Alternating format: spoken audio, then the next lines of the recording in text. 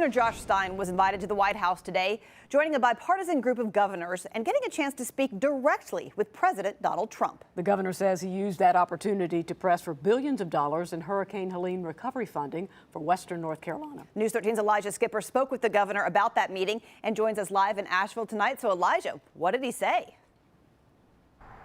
Governor Stein tells me that this was the moment he's been pushing for, a chance to look the president in the eye and explain just how severe the damage is still here in Western North Carolina. And that's why he made a request for an additional $13.5 billion to cover losses that he says no community can cover on their own.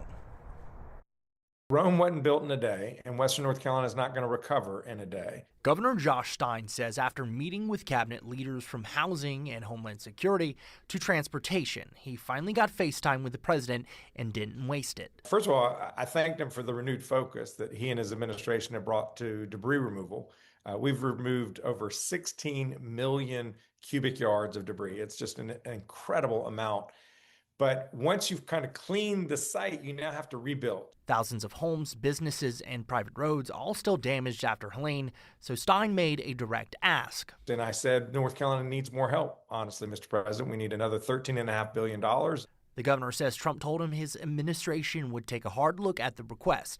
Stein estimates total Helene damage at roughly $60 billion. The people of West North Carolina can't afford that. The state of North Carolina, even though there's more we can do, we can't afford all of it.